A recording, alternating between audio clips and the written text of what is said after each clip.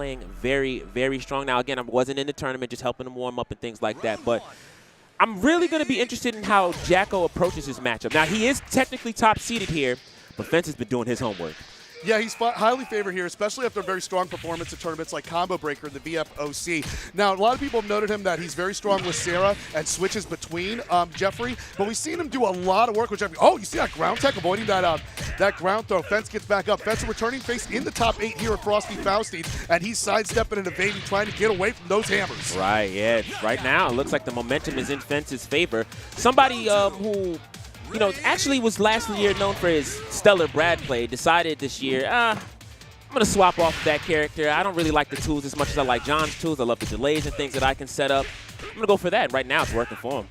Yeah, John, even in Ultimate Showdown, you see already going for the charge, already getting that Buster game up in there, escapes from that throw. But one thing about Jeffrey, especially when you tech him from the throw and you get towards the wall, it shows that sometimes escaping the throw isn't the best option. You see that Splash Mountain with the receipt. And Jacko's been playing a lot of Jeffrey this weekend. I feel like he's on his way to catch his own Satan Shark.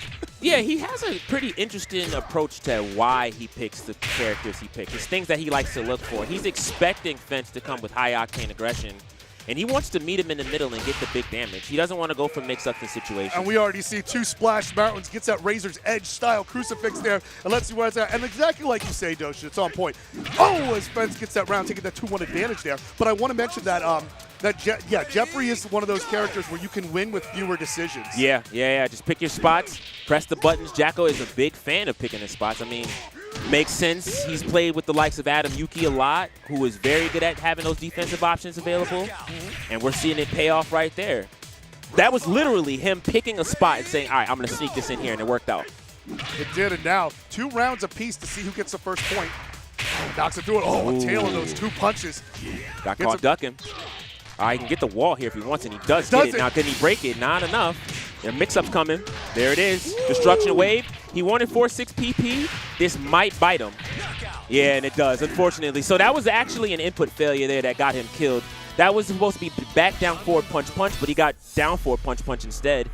So that kind of cost him the round. Regardless, another chance at life here. I should mention that all of the matches up until losers and winners finals will be 1st to 2. Yeah, Gene, after scoring that first point there, escaping it, gets the work on the wall. But here comes Jacko. He got a receipt for you. Oh, look at that extension. Get the headbutt up in there. I can tell at these. We want the smoke. Yeah, I can tell he made a read there, but Fence is the type of player to adjust very fast. And again, that's pretty new to Fence's playstyle, his ability to adjust as fast as he does now. So the question is Jacko ready for this potential adjustment? Here it is. Wow, the deflect. Caught him with it, goes the distance, and gets that knee with that short little headbutt there on the wake-up. Right, I like what a fast-paced back-and-forth matchup this is. Ooh, forward throw, and at the right time, too. I mean, his back is towards the wall, so it's easy to assume a back is coming. And a down forward for his troubles as well. I mean, these have been going back and forward seesaw-like. And he gets that power bomb, no crucifix needed, but he's got different variations to throw you on your back and make it happen. It's a very dangerous situation. The fact that he doesn't get that hit-confirmed splash could be very telling. Let's see how this plays out, though. Ooh, runs into that button, unfortunately. And the chase down. And the sweep. Okay. Once again, we're doing the seesaw thing. What I love is how both players are going after each other's attempts to evade. Yeah. And you see they're still reaching for it. I mean, they're going like Jeffrey with that flying guillotine kick. Just like going, just keeping that head on a swivel, man. But one thing Jacko's doing well is delaying his get up there to avoid some of those traps from the Buster. Yeah. That Gene's been doing in there. Because once the Buster's going, I mean, it just turns the whole definition of honest play like on its head. Yeah.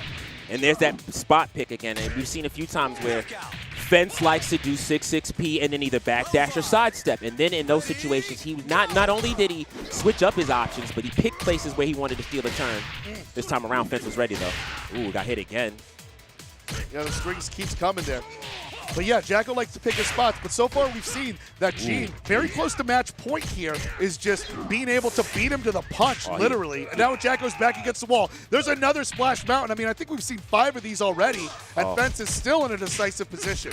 Oh, and I was going to say a front back breaker. You go to sleep. Down attack happens because he rolled now. He stole that game there for those that weren't paying attention. There was some places where Fence actually lost his turn. I mean, excuse me, Jacko lost his turn. But again, a little nervous, bit of a sidestep, things of that nature. And there we go. I think actually, believe it or not, although Fence likes to create space here, I don't think this is going to be too much of a big advantage here for John. Now we're switching stages here for the third fight, though. We expanded a little bit here. No wall action to go, and let's see who can push it towards the green planks. And see, there goes that juggle, that big knee. It's had a history of trauma, and from the side, Uranage. So we got to talk about that right there. Yeah, so a little bit of history about that. Jacko has been spotting that sometimes Fence will finish that specific string all weekend. So he was just waiting for that. That's why that punish was so crispy. Oh, it's gorgeous. That's what I love about G.P. Joe, man. He's just a receipt character. Now we're on the green planks and the ring out. The perfect ender. That's exactly what you want to do to get the maximum push. You lose out on damage, but I mean, who cares? The round's over, right? No, I mean, you establish that win condition. You got to go straight forward. That's a fact. And we back up. We back up. I've seen people with 90% life deficits just completely turn it on its head. You're worried too much about the ring out. He's worried too much about. He had so many chances to take 2-piece steal a turn and have just save himself in a different way, but Fence was so worried about getting rung out. Free fail evades. That was 3 free fail evades that Jacko got to capitalize off just because he was aware and had those win conditions you talked about. And that's really the thing I want to talk about. What I love about Virtua Fighter as a fighting game, too, is because it's – I mean, I know people say it's such an honest fighting game. It's such a realistic fighting game. Of course it is. It's all that and more, my friends. But the one enemy of Virtua Fighter, I mean, everything is a counter, you know? Yeah. But the one enemy is when you find that degree of hesitation. Yes. Because you saw it was going back and forth. They were stealing rounds on each other. Fence won stuff Jacko should have won. Jacko got stuff that he was able to slip away from. But the moment Fence showed